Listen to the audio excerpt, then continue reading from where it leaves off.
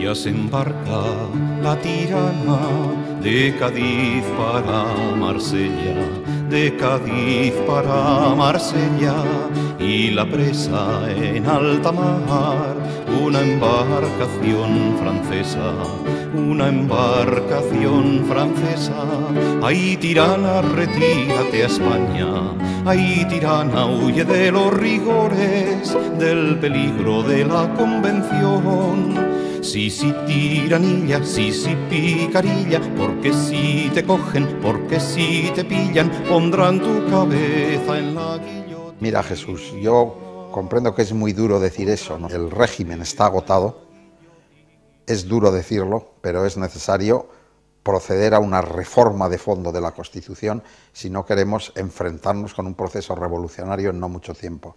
Las nuevas generaciones no se sienten vinculadas a esa Constitución, quieren participar de otra manera en la vida española. Hay un sector de indignación que va siendo creciente, un despego de los partidos políticos y de la clase política cada vez más acusado, y lo que en estos momentos exige la situación española es abordar esa cuestión de fondo y entrar en una reforma constitucional que haga que las nuevas generaciones se sientan partícipes de esas enmiendas que se hacen a la Constitución. Buenas noches. Qué difícil presentar a Luis María Ansón. Además lo conocen todos, en España, en Iberoamérica, en todo el mundo. ¿Qué se puede decir de alguien que representa tanto en la historia de España? Y sobre todo alguien en quien algunos nos hemos querido mirar siempre a la hora de ejercer estos oficios nuestros. El ejemplo a seguir en tantas y tantas cosas. Bueno, pues así, sin querer presentarlo, ya lo he presentado. Tenemos la suerte de que esté esta noche aquí con nosotros, en Palabras a Medianoche. Lo bien que lo vamos a pasar. Luis María, buenas noches. Muy buenas noches a ti, muy buenas noches a todos los espectadores. Algo en lo que tú insistes mucho en tus artículos, la necesidad de embridar a las autonomías. Claro, porque ese es el punto sustancial de la reforma constitucional, que es el título octavo de la Constitución. Se cometieron muchos errores y hoy estamos percibiendo los resultados. Aquel café para todos que se le ocurrió a Fernando Abril y que respaldó a Adolfo Suárez, pues se ha demostrado que tal y como están las cosas no funciona con la suficiente eficacia. Mira, Jesús, yo soy partidario del Estado de las Autonomías. Creo que es una buena fórmula para una nación como España, con tanta diversidad regional. Por lo tanto, no creo que haya que eliminar el Estado de las Autonomías, como dice mucha gente. Lo que creo que hay que hacer es regenerarlo, hay que embridarlo, hay que reformarlo. No puede ser el que tengamos, de hecho, como 17 pequeños estados de pitiminí, con un gasto desaforado, con unas clases políticas voraces que se quieren organizar como si una pequeña región española pues fuese Francia o fuese Italia, con gastos, por otra parte, parecidos para la presidencia de esas instituciones, y por lo tanto eso está pidiendo a gritos la reforma. Y si además no se hace la reforma, desaparecerán las autonomías. Por lo tanto, es incluso inteligente para las propias comunidades autónomas que se den cuenta que es necesario embridar esa situación. Necesitamos que esa España que se tiene que presentar ante Europa, y te voy a poner un ejemplo con el que creo que está la inmensa mayoría de acuerdo, no tenga 17 educaciones distintas. No puede ser que la historia de España la estudien los niños españoles en Galicia de una manera, en Castilla de otra, en Andalucía de otra, en Murcia de otra, en Valencia de otra y en Baleares de otra.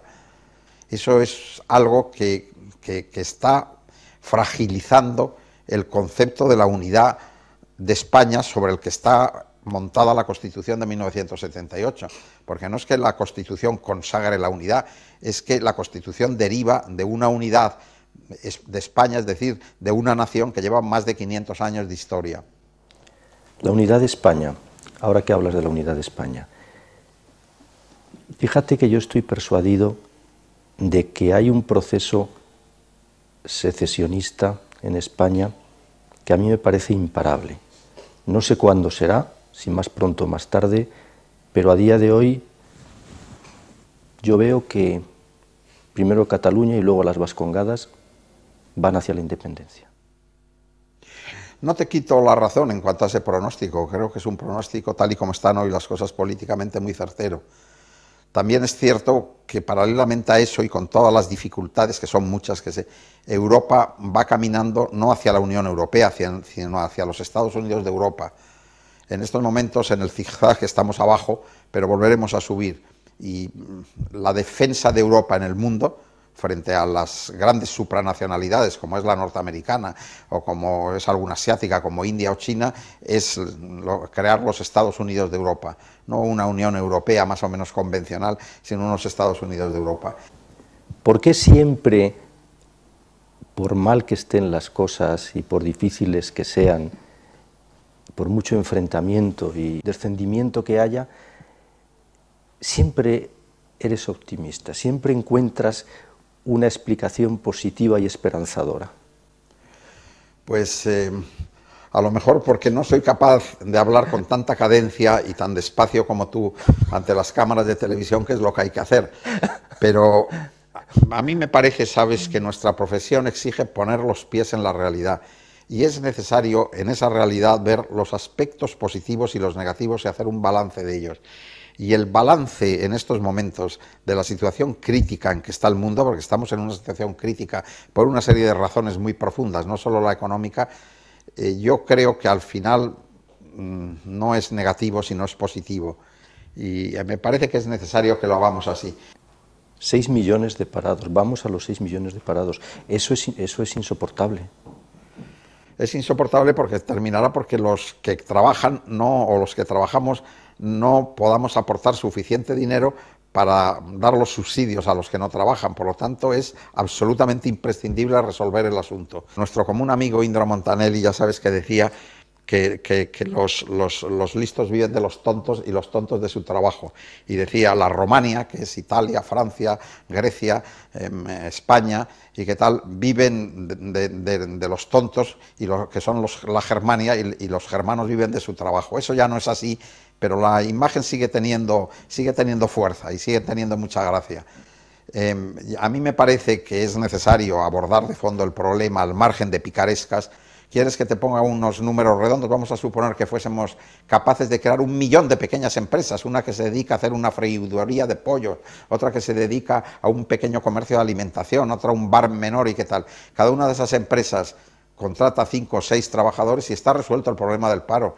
Lo que ha ocurrido en la etapa de Zapatero es que han cerrado más de 400.000 empresas.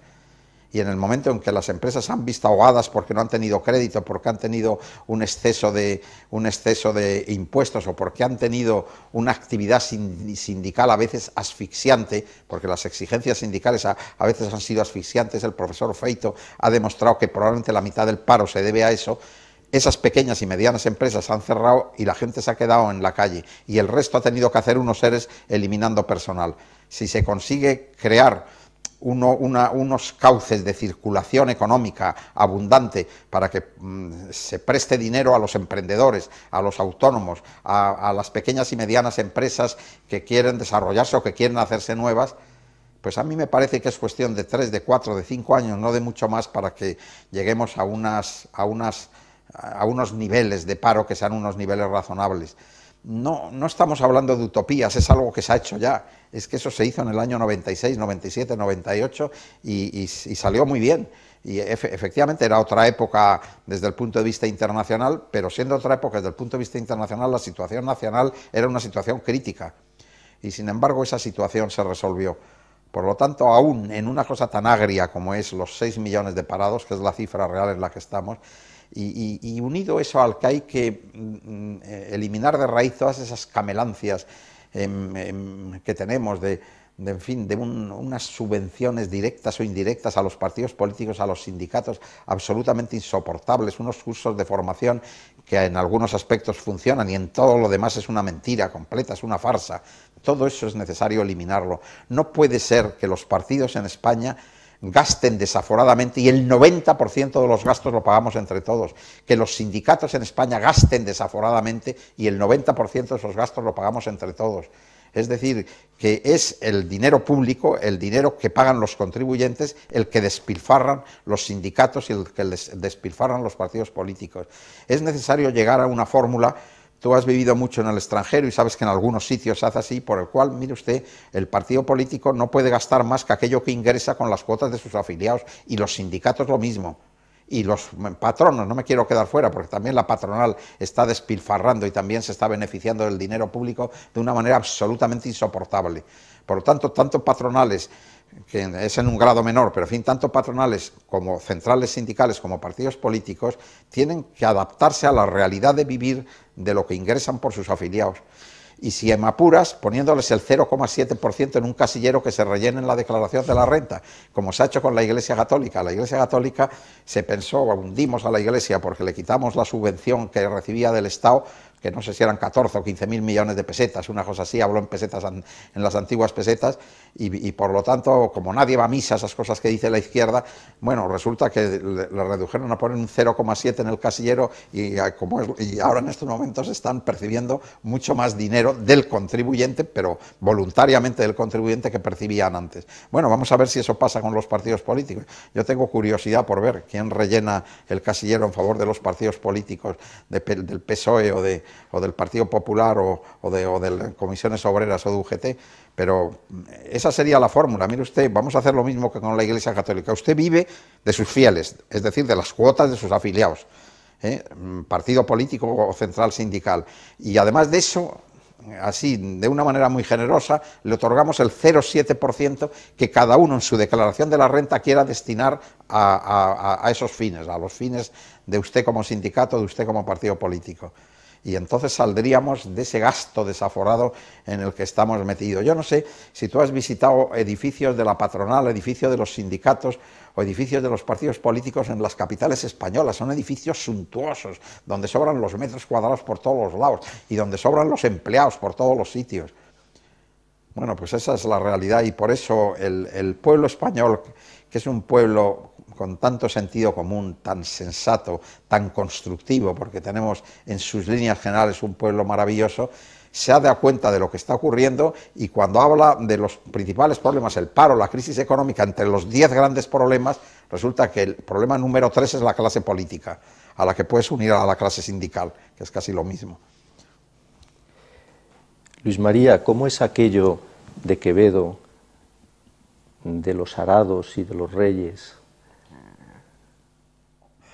Ah, sí, eso lo escribió, Quevedo escribió un párrafo tremendo en Política de Dios y Gobierno de Cristo, y algunos lo añaden y Tiranía de Satanás, pero en fin él escribió solo Política de Dios y Gobierno de Cristo, en la que dice que efectivamente el reinar es tarea, y es tarea más dura que trabajar en el campo con los arados, y que pesa sobre los hombros del alma mucho más que sobre los hombros del cuerpo, y que es necesario que los príncipes no tengan una sola hora de diversión y de estar disolutos. Y eso lo dice en un párrafo maravilloso, es verdad. ¿Por qué traes a colación eso? Porque quieres que emprendamos el hacer alusiones a la situación monárquica. Sí, sí, claro, un monárquico como tú, que ha escrito libros, varios, al menos 3. Que los espectadores estarán de acuerdo conmigo en que no se puede tener un entrevistador más sagaz, ni más pausado, ni más incisivo que Jesús Fonseca. Siempre ha sido así. Es uno de los grandes profesionales que tenemos en España, además, y como lo he dicho por escrito muchas veces, de un extraordinario poeta. Bueno, pues mira, Jesús, para mí es muy fácil hablar del asunto monárquico, porque yo soy un señor de la clase media española que no tengo ni títulos, ni dinero, ni nada, y que lo único que pasa es que yo me adhería a la solución monárquica en España cuando había un ejército vencedor de la guerra incivil española que no quería el menor cambio y una sociedad que quería cambiar. Y la única manera de evitar la colisión entre ese ejército que no quería cambiar y la sociedad, el pueblo que quería cambiar, era colocarles un colchón en medio, y ese colchón era la corona, era la institución monárquica que defendía don Juan de Borbón, don Juan III desde Estoril. La ONU hace todos los años, precisamente por estas fechas, una relación de los 198 países del mundo por orden de calidad de vida y de desarrollo. Bueno, entre los 10 primeros países del mundo hay 7 monarquías parlamentarias. Y entre los 15 primeros países del mundo hay 11 monarquías parlamentarias. España ocupa el lugar 19. Es decir, las monarquías democráticas europeas y asiáticas se encuentran entre los países políticamente más libres del mundo, socialmente más justos, económicamente más desarrollados, culturalmente más progresistas. A la gente le trae sin cuidado monarquía que república, lo que quiere es que las cosas funcionen bien, y si las cosas funcionan mal, derriba la república y derriba la monarquía. Y si la monarquía, si no es ejemplar y no es útil, deja de tener el respaldo popular y a la monarquía se la derrumba. La monarquía más firme, probablemente la institución más firme del siglo XX, era la monarquía británica, y bastó los problemas que hubo de la princesa Diana y de, en fin, toda aquella ceniza sexual que cayó sobre la monarquía para que esa monarquía, que era lo más robusto que había, se tambaleara. ¿Por qué? Porque había dejado de ser útil. Es decir, la monarquía es una plataforma sobre la que se resuelven los problemas de la nación. Si se convierte esa plataforma en problema en sí mismo, ya no tiene razón de existir, y por lo tanto el pueblo lo que hace es que prescinde de ella. Ese es un poco como hay que plantear el problema. Luego vienen problemas concretos que han podido ocurrir, y en España en estos momentos hay un problema que afecta a la corona y que es un problema que tiene un fondo indudable, que es el problema de las presuntas corrupciones, hay que presumir la inocencia, de Iñaki Urdangarín, que eso mancha a la corona, y evidentemente esa es una mancha que está ahí, que se tardará tiempo en lavar, y que es una lástima que eso haya ocurrido en una institución que durante los 36 años, casi 36 años que lleva en España, en fin, después de haber superado la crisis terrible de transformar una dictadura de 40 años en una democracia, pues es una lástima que le puedan caer manchas de ese tipo, pero eso es evidente que es así. Lo que yo creo es que el rey ha tomado una actitud que es una actitud actamente positiva, de estar al lado de la ley antes que al lado de su familia. Y luego supongo que también querrás hablarme de Botsuana, porque aquí todo el mundo procura llegar, y Jesús Fonseca, como todos ustedes saben, es muy incisivo y querrá hablar de Botsuana. Pues mira, yo creo que las gentes que rodean al rey le debieron decir: la cacería está muy bien y puede ir a cazar cuando quiera, pero no ahora, que estamos en una situación muy crítica y que no se va a entender. Por lo demás, la cacería no puede ser más normal. Mira, el rey acaba de arreglar un contrato del ferrocarril Medina-La Meca de, no sé, 7, 8 mil millones de euros, que van a ser más, me han dicho, que al final serán 11 o 11 mil millones de euros. Un contrato extraordinariamente beneficioso para España. Y el mediador para ese contrato es el señor que le invita a la cacería. Y nos tenemos que dar cuenta, como nos pasaría a nosotros cuando invitamos a alguien y no viene, nos hace un desaire. Sería un desaire no aceptarlo. Es verdad que podía haberlo retrasado unos meses, pero hubiera sido un desaire, y que además no hubiera pasado nada si no se llega a caer y a romper la cadera, porque probablemente nadie se hubiera enterado de nada. Pero en fin, las cosas son como son y son así, y efectivamente, si a mí me hubiera correspondido ante una consulta al decirle, yo le hubiera dicho al rey que hubiera retrasado el ir a esa cacería unos meses. Y a Luis María Anson dicen que es muy sensible a la belleza femenina, que es enormemente sensible a la belleza femenina. Pues sí, eso, en fin, como tantos españoles, porque afortunadamente en España pasa eso. A mí me parece que una mujer bella es superior a las cataratas del Iguazú, que tú conoces. No hay, Dios se esmeró en el momento en que hizo a la mujer en crear una armonía de formas y una armonía de espíritu, porque las dos cosas influyen, que hace que la mujer sea un espectáculo el contemplarla. ¿Cómo llevas tú eso que se dice tantas veces? Te dicen, no, es que a Luis María Masón es que le encantan las mujeres, es que ve una mujer y se... Hombre, lo llevo muy mal, porque no ahora que ya tengo mucha edad, y imagínate, pero incluso cuando era joven siempre se me dieron muy mal las chicas, tuve que probar mucho porque siempre se me dieron muy mal y como es lógico, pues lo llevo mal, eso sí.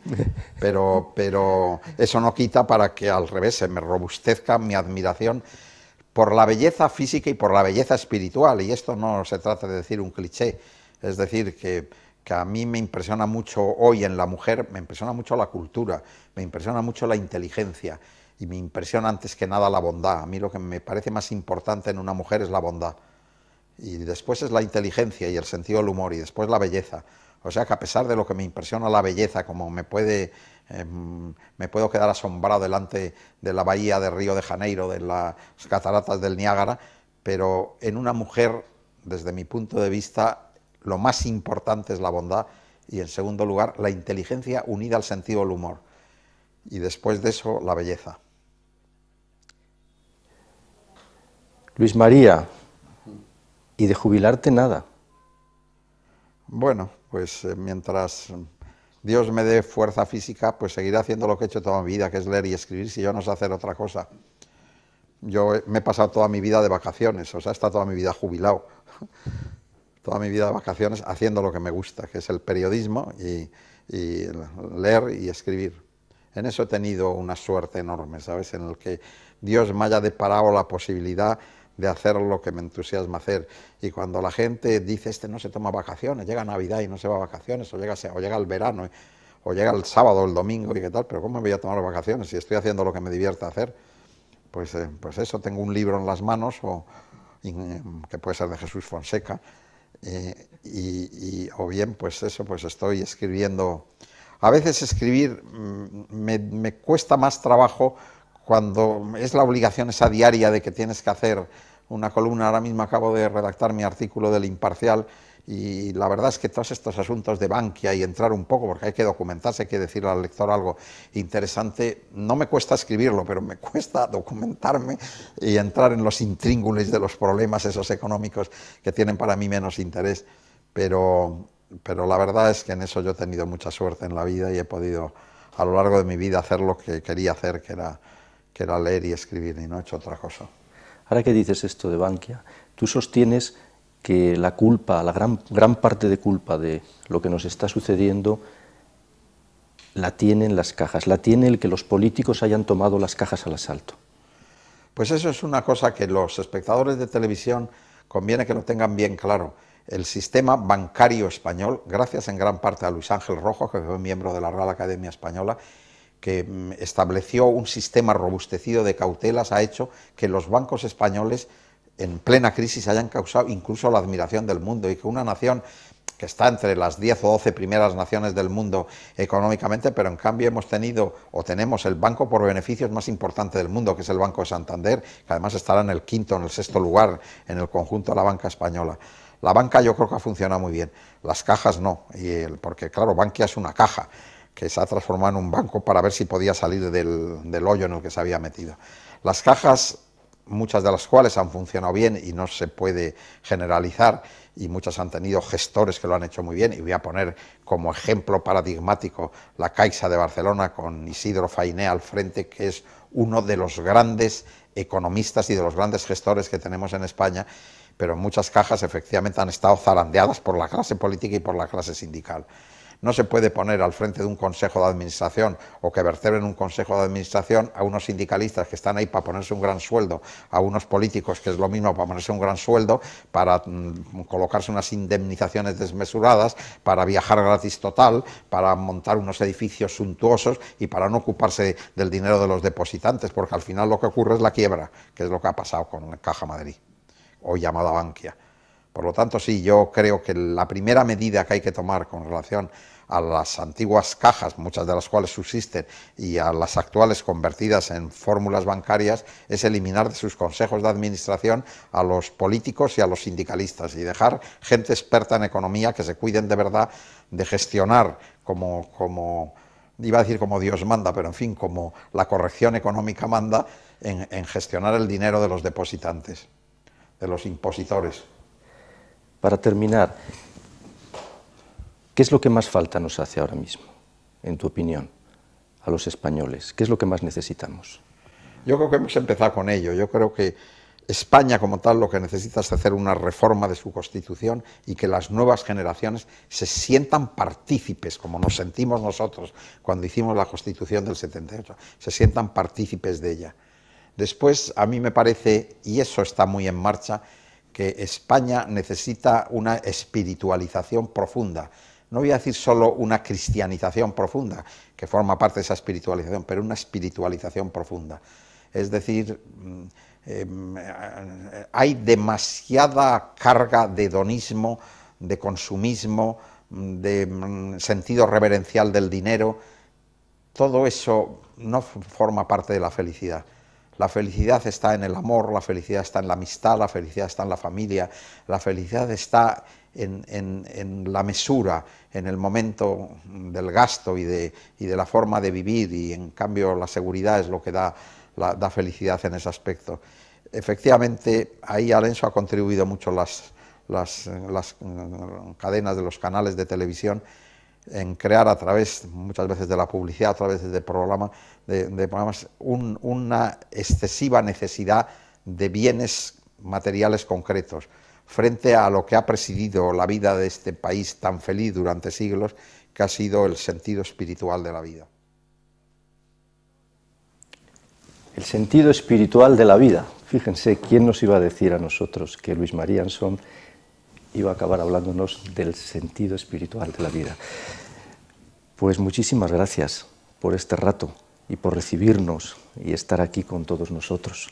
Pues muchas gracias, porque yo soy el que estoy agradecido, encantado de hablar con Jesús Fonseca, por el que siento una vieja y permanente admiración, que por cierto compartía conmigo Miguel Delibes, y luego muchísimas gracias a todos ustedes, señores espectadores, que con tanta paciencia han estado escuchando esta conversación sobre cuestiones actuales y sobre todo sobre cuestiones españolas. Muchas gracias. Nos marchamos hasta dentro de unos días. Que tengan una semana muy feliz. Les espero el próximo fin de semana aquí en Palabras a Medianoche. Buenas noches.